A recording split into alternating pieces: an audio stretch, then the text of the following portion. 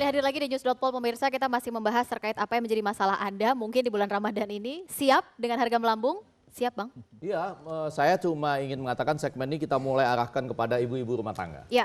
Ya kan? Jadi kalau ibu-ibu bertanya ke Pak Irfan ya, kami sudah mendengar Bapak berdebat dengan seru di 2 segmen tadi. Tapi kami itu harus melakukan apa? Apa yang bisa dilakukan apalagi Bapak membawa gerbong sistem syariah misalnya. Apa yang bisa dilakukan dalam bulan Ramadan ini? Ya, sebenarnya yang bisa kita lakukan adalah kita mengembangkan yang kita sebut dengan people to people transfer. Yaitu bagaimana komitmen untuk berbagi. Karena sekarang ini kan problem kita adalah kesenjangan makin besar. Kalau hanya mengandalkan pertumbuhan ekonomi pada kelas menengah di kita itu kan yang rentan terhadap kemiskinan juga besar proporsinya. Supaya agak jelas bagi pemirsa, Iwel dan Rizka ya, kelas menengah di kita itu dihitung mulai dari penghasilannya. Jadi kalau World Bank itu 2 sampai 20 ya, 2 spending per kapita per hari. Oke, jadi Anda semua di rumah yang kira-kira spendingnya per kapita per hari 20 sudah 2 kali 13.000 Nah, 25.000 lah. 25.000. Hore, Anda sudah masuk kelas menengah, hebat. Itu jumlahnya sehari. ya, itu jumlahnya sekitar 160-an Jadi sekarang. gaji Anda sebulan, spending Anda, jadi spending itu pengeluaran Anda sebulan 750.000 aja. Sudah ya kan? masuk kelas menengah ya? Hore, Kapita Anda loh, sudah kelas per kapita menengah ya. per kapita ya. Bukan per keluarga. Saya mau kembali lagi, boleh Ya, dilanjutkan? jadi artinya ini kan sebenarnya kelompok yang juga rentan terhadap kemiskinan kalau pertumbuhan ekonominya terus menurun. Nah, jadi oleh karena itu harus kita dorong semangat berbagi dalam bentuk zakat, infak, sodakoh begitu. Sehingga yang harus kita kedepankan itu adalah bagaimana kita berbagi. Nah, berbagi ini secara ekonomi akan memberikan keuntungan karena dengan berbagi kan berarti ada transfer dari kelompok mampu pada kelompok tidak mampu. Nah, sehingga kelompok tidak mampu ini dia akan punya daya beli yang meningkat. Yang ini bisa juga menstimulasi pertumbuhan ekonomi. Jadi cara gampangnya begitu, mumpung bulan Ramadan, ya kan? Semua kalau infak sodakoh itu kan nanti nilainya sama kayak pahala wajib karena infak sodakoh kan sunnah. Zakat yang wajib pahalanya akan berlipat. Nah, itu dari sisi itu yang menurut saya bisa Itu kita sudah lakukan. dilakukan oleh Dadan. Saya salut dengan Dadan. Dadan ini setiap kali papasan dengan pengemis, tukang minta-minta selalu dikasih sama dia. Kasih lewat. Saya kira dikasih sodako loh 2,5%, benar. Tapi menarik juga ya kalau tadi dikatakan emang kelas menengah kita mau sampai kapan ini harus menopang kondisi ekonomi ini, sampai seberapa kuat Tapi gitu? sebelumnya ya, jadi mungkin kalau kita ngomong kelas menengah itu juga ada jenis-jenisnya. Ada kelas menengah. Ini menarik nih, menarik nih. Boleh, kelas boleh, menengah boleh. bawah, Boleh di-share. kelas menengah tengah, Kelas sama kelas menengah atas ya. Kelas menengah bawah itu biasanya di 2 sampai 4 spending tadi. Kemudian 4 sampai 10, 10 sampai 20. Itu 4 sampai 10 menengah-menengah. Ah, menengah-menengah. Ya, jadi loh, kelas menengah yang menengah. Menengah. Ya. Ah, sekitar 70% penduduk kita itu ada di 2 sampai 4. Wow, Sekitar lebih banyak 70%. wajah-wajah Ya. Dadan itu kelas menengah bawah. tapi sudah Tapi kelas menengah. masuk Kelas menengah. loh. Menengah kategori kalau- bawah. Saya tahu itu kalau nonton konser duduknya di tribun paling atas. Tribun paling atas. Sama-sama. Itu kalau berhasil pergi ke Singapura nonton bola SEA Games, itu paling atas juga. Itu pemain kelihatannya seperti semut lagi ngejar bola. Tapi nggak apa-apa lah, setidaknya dia sudah masuk dalam kelas menengah ya. Ya, artinya dari yang 24 ini potensi untuk balik lagi ke miskin, di bawah bawah, 2 itu besar sekali. Ini adalah kelas yang paling fragile, paling gampang untuk balik lagi. Kalau kena krisis seperti sekarang. Jadi jangan bilang Sudah ada yang kena belum? nah, pasti sudah banyak. Itu Berapa persen kalau boleh? belum. Belum ketahuan Hati-hati, ya. jangan main pasti aja. Kasihan loh, Dadan nasibnya dipertaruhkan sekarang loh ini. Enggak, dia turun atau tetap di 2 sampai 4 itu atau langsung? Jadi trennya akan semakin yang 2 semakin ke 24 semakin ke 4-10 itu tren jangka panjangnya. Tetapi selalu ada krisis ya tiap kali ya kayak yang sekarang kita jalani sekarang. Otomatis juga dengan krisis-krisis seperti ini, yang krisis ini enggak krisis yang terus-terusan kan. Ada gejolak-gejolak pasti ada yang balik lagi gitu. Balik lagi. Ya, tapi trennya secara umum adalah proses menuju dari 70% di 24 sampai 70% di 10-20 itu prosesnya 50 tahun. Jadi prosesnya lama. Masih lama. Prosesnya lama. Jadi jangan salahkan pemerintahan yang sekarang. Lama prosesnya, Tetep loh. 50 tahun loh. Kira-kira 10 periode kepresidenan lagi baru sampai di situ. Jadi Makanya- tahun depan dan tahun depannya lagi masih tetap akan seperti ini gitu. Jadi kalau kita ngomong Di Amerika kalau Obama kampanye itu nggak ngomong kita tingkatkan kesejahteraan rakyat jelata, nggak ada di sana. Dia ngomongnya kita tingkatkan kemakmuran kelas menengah. Karena di sana pun masih yang utama adalah kelas menengah. Cuman bedanya di kita, kalau kita 70% di 24, kalau di sana yang 80% ada yang di paling atas, kelas menengah paling tapi atas. nggak terlalu masalah, Seperti kata Pak Irfan tadi, saya hanya mengutip, tenang para pemirsa, Anda selalu harus yakin karena daya tahan kita jauh lebih hebat daripada Amerika. Ya. Ini benar. Jangan tepuk tangan, jangan. Saya tidak berharap tepuk tangan pada bagian itu. Saya cuma menghaluskan bahasa karena ini bulan Ramadan. Ya, mereka tepuk tangan karena Mas Effendi bicaranya dengan sangat sabar. Mereka pun tepuk tangan dengan sabar. Mas Ivan, ini Ramadan, setelah itu masuk ke Lebaran, biasa Lebaran itu identik dengan ketupat. Nah, ada juga mengungkapkan teori ekonomi itu kayak ketupat gitu ya. Jadi sebetulnya di tengah-tengahnya itu, jadi kalangan menengah ya, kelas menengah itu, menengahnya harus dikuatkan, benar nggak Mas? Jadi kayak ketupat begitu. Ya, itu memang satu teori yang difahami secara umum. Kalau saya justru sebenarnya berpikir bagaimana menaik kelaskan yang bawah. Jadi bagaimana yang kelas bawah ini naik kelas jadi kelas menengah. Oke. Bagaimana usaha mikro naik kelas jadi usaha kecil. Karena itu yang akan menaikkan perekonomian kita, itu yang akan menumbuh kembangkan ekonomi kita begitu. Nah, itu justru sebenarnya di situ yang menjadi challenge, tantangan bagi pemerintahan sekarang. Bisa nggak yang kelas bawah ini naik kelas? Tapi Rizka, dari catatan saya yang sangat teliti terhadap diskusi ini, apa yang kita diskusikan belum akan mempengaruhi harga cabai merah maupun harga bawang merah. Ini belum ya. Saya jadi ingat dulu selalu diumumkan begitu ya oleh Kementerian. Pak Menteri Penerangan kita Bapak Harmoko. Betul, ya. harga Setiap jam cabai merah, 8 malam kalau nggak salah. harga cabai keriting, kemudian harga jengkol juga lebih tinggi loh. Sekarang ini harga jengkol dari, ini serius, fakta menyebutkan dari 70.000 menjadi 80.000 rupiah. Kasihan Dadan, sabar ya, harga jengkol sudah semakin tinggi. Jadi harap dikurangi untuk konsumsi jengkolnya. Mulai besok digantilah nggak makan jengkol ya. Makan cabai. Ayam. Makan Ayamnya cabai suruh supaya lebih. makan jengkol dulu.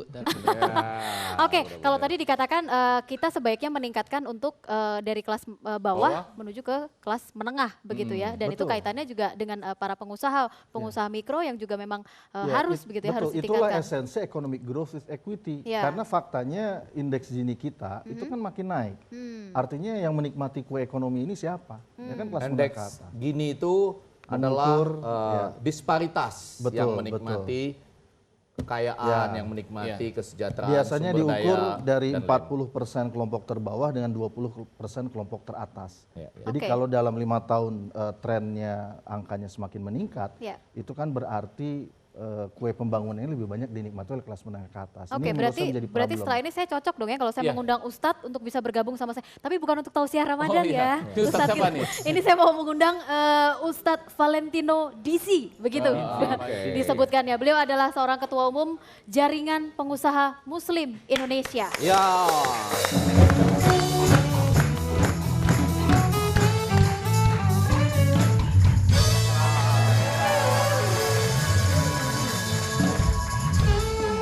Pak Ustadz sudah hadir. Valentino DC. Saya pikir asalnya dari Washington DC. Ternyata setelah ketemu di sini asalnya dari DCco. Di sini ya, di sini. Oke, baik, langsung saja nih Pak Ustadz. Kalau tadi dikatakan PR kita ini sebenarnya harusnya meningkatkan untuk yang kelas bawah begitu ya, untuk bisa naik di kelas menengah. Begitu juga dengan usaha mikro ini yang harusnya memang bisa lebih naik. Ya, sebetulnya yang paling terganggu dengan kondisi saat ini adalah para pengusaha, Mas.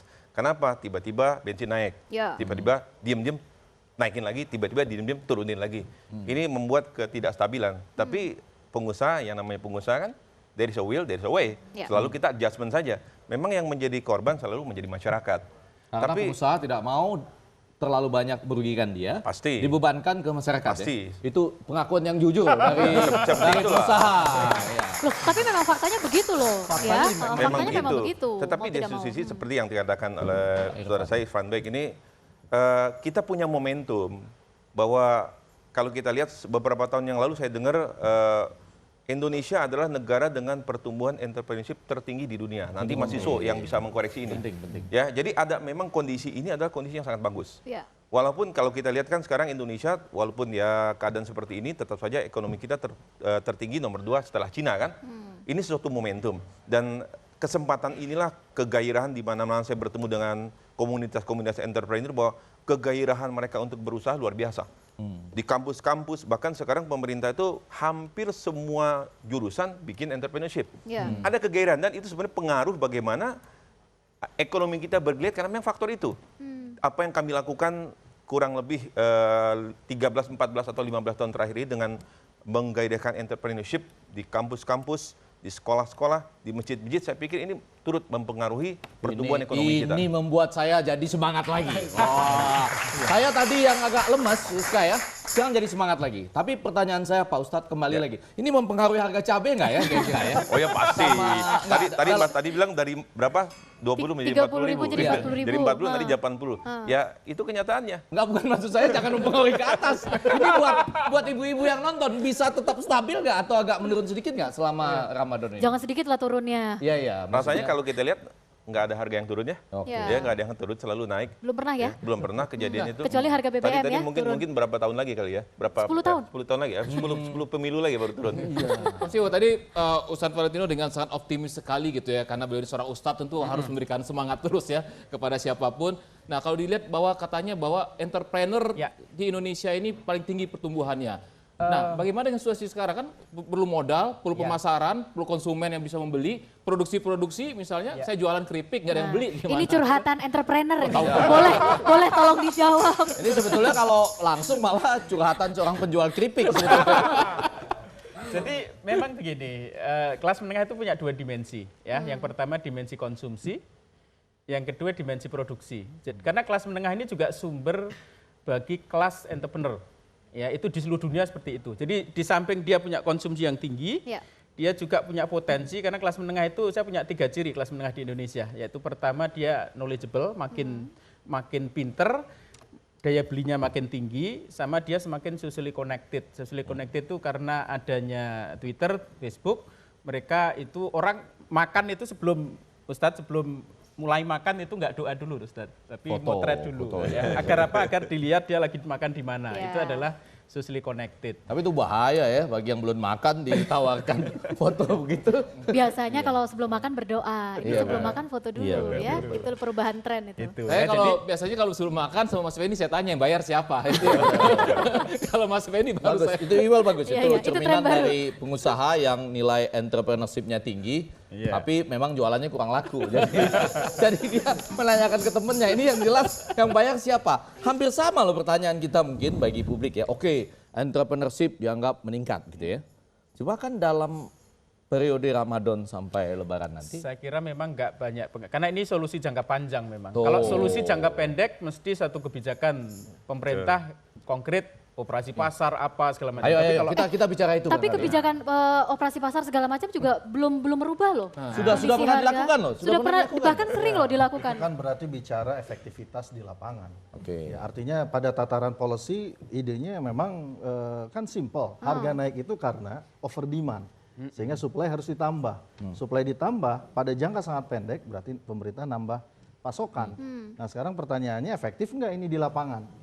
Sampai enggak misalnya pasokan ini ke tangan konsumen begitu, dan bagaimana di sini pemerintah juga ditantang untuk menstabilkan harga terutama akibat permainan harga yang dilakukan oleh sejumlah pihak yang mengendalikan distribusi, rantai distribusi dari sejumlah produk strategis. Jadi operasi pasar murah itu pun juga tidak menjamin ya? Ya, tidak menjamin. Saya catat ya, saya bicara langsung dengan Bapak Menteri Pertanian, dia menyebutkan dia waktu itu menyitir soal beras saja. Mungkin data ini pertanian atau pangan barangkali ya. Itu kerugian negara karena permainan mafia itu 200 triliun. Karena begini, betul. Itu tuh baru dalam konteks pertanian saya rasa pangan. Di laut katanya illegal fishing yang jelas nanti akan pangan juga bagi masyarakat. Kerugian negara akibat mafia atau illegal fishing 240 triliun. Dan yang menyedihkan begini, antara harga yang diterima petani dengan keuntungan yang diterima distributor, gapnya dalam 10 tahun terakhir ini makin naik. Jadi artinya petani tetap aja dia miskin. Dia mendapatkan tingkat harga yang, coba kita lihatlah harga dasar beras di tingkat petani, Inpres terbaru nih 2015 itu Rp7.300 per kilo. Sekarang kita lihat harga di pasar berapa. Ya. Kita lihat aja hitung selisihnya. Berapa yang diterima distributor, berapa yang diterima oleh petani. Ini yang disebut betapa hebatnya entrepreneurship tadi. Bukan ya? Bukan itu hubungannya. Ini jangan-jangan hebatnya mafiosi sebetulnya. Bukan. Mas Effendi juga ini kan dilihat sekarang ini kan banyak ini arah tatapan mata kepada tim ekonomi presiden ya, kabinet ini. Tapi mereka sendiri juga bekerja sekarang kan juga agak-agak galau karena muncul juga rumor setelah Lebaran nanti ada reshuffle. Nah ini bisa kita juga tanya-tanya juga sama.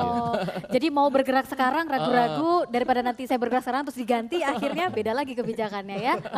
Oke, saya potong ya. Kita harus break terlebih dahulu karena saya juga mau cari solusi. Nanti kita akan hadirkan soluser selalu di News.pol di segmen berikutnya. Anda jangan kemana-mana, News.pol segera kembali sesaat lagi. Oh, won't you stay with me? 'Cause you're